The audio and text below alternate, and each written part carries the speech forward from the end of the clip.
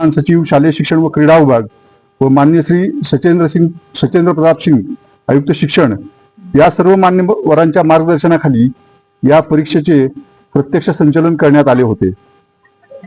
ही परीक्षा पार पाडत असताना राज्यस्तरीय दक्षता कमिटी जी आहे, ज्याच्यामध्ये सर्व विशेष पोलीस महानिरीक्षक, अतिरिक्त आयुक्त, विभागीय आयुक्त कार्यालय, शिक्षण संचालक प्राथमिक, शिक्षण संचालक माध्यमिक, उच्च माध्यमिक, शिक्षण संचालक योजना, त्याचबरोबर जिल्हा दक्षता समितीमधील सर्व जिल्हाधिकारी, पोलीस आयुक्त, पोलीस अधीक्षक, मुख्य कार्यकारी अधिकारी, MSCBचे कार्यकारी अभियंता, प्राचार्य, जिल्हा शिक्षण आणि प्रशिक्षण संस्था, शिक्षणाधिकारी प्राथमिक, माध्यमिक आणि योजना या सर्वांच्या सहकार्यानं ही परीक्षा आपण सुरळीत पार पाडली। त्याचप्रमाणे ही परीक्षा पार पाडत असताना सर्व नियामक, परीक्षक, सर्व संस्थाचालक, प्राचार्य, मुख्याध्यापक तसेच सर्व क्षेत्रीय अधिकारी, सर्व संघटना, मंडळाच्या सर्व समित्यांचे सन्माननीय सदस्य, मंडळाचे सर्व अधिकारी, कर्मचारी, विद्यार्थी, पालक, सर्व मुख्याध्यापक संघटना आणि सर्व जे या परीक्षेशी संबंधित आहेत त्या सर्वांचं बहुमोल सहकार्य मला लाभलेलं आहे।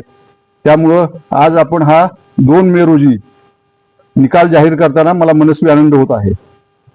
परीक्षेतील सर्व उत्तीर्ण विद्यार्थ्यांचं, त्यांच्या पालकांचं, त्यांना मार्गदर्शन करणाऱ्या शिक्षकांचं मी मनपूर्वक अभिनंदन करतो। उत्तीर्ण झालेल्या विद्यार्थ्यांना पुढील शैक्षणिक वाटचालीसाठी शुभेच्छा देतो। त्याचबरोबर उत्तीर्ण न होऊ शकलेले काही विद्यार्थी असतील तर त्यांच्यासाठी आपण आता लगेच पुरवणी परीक्षेची घोषणा करणार आहोत, त्यांना पण मनपूर्वक शुभेच्छा। आता आपण ही जी परीक्षा झाली त्याची काही प्रमुख ठळक वैशिष्ट्य मी सांगतो आपल्याला। आपण 12वीची परीक्षा घेत असताना जे प्रमुख विषय होते त्या लेखी परीक्षेच्या दरम्यान किमान 1 दिवसाचा खंड ठेवण्यात आला होता। सदरचे वेळापत्रक 31/10/2025 रोजी विद्यार्थ्यांच्या माहितीसाठी मंडळाच्या संकेतस्थळावर प्रसिद्ध करण्यात आलेलं होतं। विद्यार्थ्यांना व्यावसायिक अभ्यासक्रमाच्या परीक्षेची तयारी करण्यासाठी पुरेसा वेळ मिळावा, म्हणजे नीट असेल किंवा JEE असेल, तसेच परीक्षांचे निकाल लवकर जाहीर होऊन पुरवणी परीक्षा लवकर घ्यावी या दृष्टीनं 12वीची परीक्षा आपण नेहमीपेक्षा 10 दिवस अगोदर ठेवली होती। परीक्षा कालावधीमध्ये विद्यार्थ्यांना मार्गदर्शन करण्यासाठी आणि त्यांच्या शंकांचं निरीक्षण करण्यासाठी राज्य मंडळ स्तरावरून समुपदेशन करण्यासाठी 10 समुपदेशकांची नियुक्ती करण्यात आली होती। त्याचबरोबर विभागीय मंडळ स्तरावर जिल्हानिहाय समुपदेशकांची नियुक्ती करण्यात आली होती। तसेच राज्य मंडळ व 9 विभागीय मंडळामध्ये नियंत्रण कक्ष कार्यरत करून हेल्पलाईन सुविधा उपलब्ध करून देण्यात आली होती। माध्यमिक परीक्षा म्हणजे ही जी 12वीची परीक्षा आहे त्यामध्ये फेब्रुवारी-मार्च 2026 करता एकूण 153 विषयाची परीक्षा घेण्यात आली होती। विषय 153 होते। विज्ञान शाखेसाठी इंग्रजी, मराठी, हिंदी आणि उर्दू या 4 माध्यमांमधून, तर इतर शाखांसाठी इंग्रजी, मराठी, हिंदी, उर्दू, गुजराती आणि कन्नड या 6 माध्यमातून विद्यार्थ्यांनी मंडळाकडे नोंदणी केलेली होती। फेब्रुवारी-मार्च 2026च्या परीक्षांमध्ये प्रात्यक्षिक आणि तोंडी परीक्षा, ज्याला आपण प्रॅक्टिकल आणि इंटरनल म्हणतो, इत्यादी परीक्षांचे गुण हे पोर्टलवर ऑनलाईन पद्धतीने भरून घेण्यात आले होते।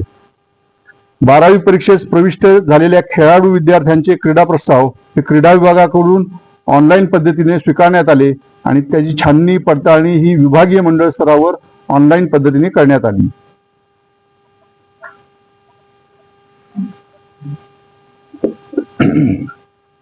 यामध्ये आपण परीक्षा पार पाडत असताना राज्यस्तरीय कमिटी आणि जिल्हास्तरीय कमिटी यांनी जी परीक्षा पार पाडताना आपल्याला ही सगळी माहिती आहे, त्यावर मी जास्त बोलत नाही, त्याची नोट मी आपल्याला देतो।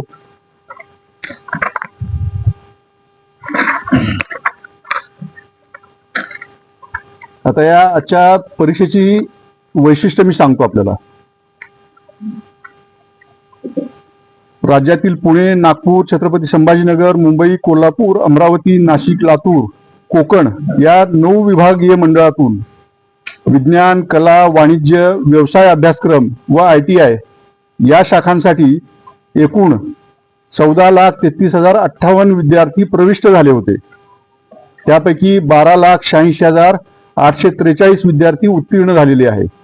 ही जी टक्केवारी आहे म्हणजे एकूण जे सगळ्या शाखांचे विद्यार्थी बसले होते त्याच्यापैकी पास झालेले विद्यार्थी आहेत त्यांची टक्केवारी आहे 89.79. खाजगी विद्यार्थी म्हणून जे बसलेत फॉर्म नंबर 17 भरून, खाजगी विद्यार्थी एकूण 36,941 प्रविष्ट झाले होते. त्यापैकी 29,634 विद्यार्थी उत्तीर्ण झालेले आहेत. म्हणजे उत्तीर्णाची टक्केवारी आहे 80.21.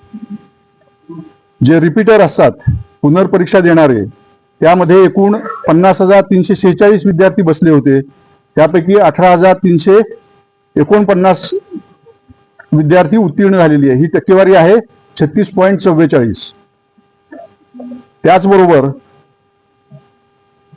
दिव्यांग विद्यार्थ्यांची नोंदणी जी झाली आहे ती यावेळेला 8,367 होती.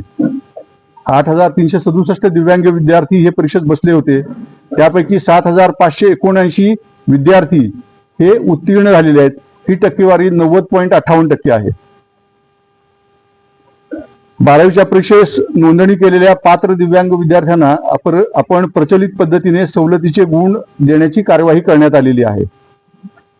आता सर्व विभागीय मंडळातून म्हणजे जे नियमित विद्यार्थी बसलेले आहेत त्यामध्ये सगळ्यात टॉपवर आहे कोकण विभाग. कोकण विभागचा निकाल जो आहे तो 94.14% लागलेला आहे. सर्व 9 विभागामध्ये 1 नंबरला आहे कोकण विभाग 94.14%. आणि सर्वात कमी निकाल हा लातूर विभागाचा लागलेला आहे 84.14%. नेहमीप्रमाणे एक आनंदाची बातमी आहे की सर्व विभागीय मंडळातून नियमितपणे मुलींची उत्तीर्ण होण्याची टक्केवारी ही 93.15% आहे आणि मुलांची उत्तीर्ण होण्याची टक्केवारी ही 86.80% आहे. म्हणजेच 6.35% मुली ह्या मुलांपेक्षा जास्त उत्तीर्ण झालेल्या आहेत.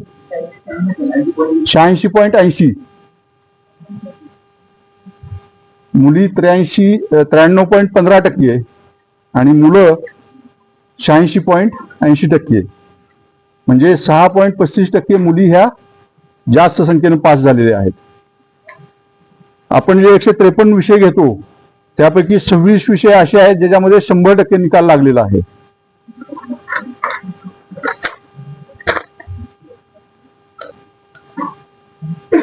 थोडस आपण एक 3-4 वर्ष जर मागे गेलो तर आपल्याला असं दिसेल की हे मी तुम्हाला नोट्स देणार आहे सगळ्या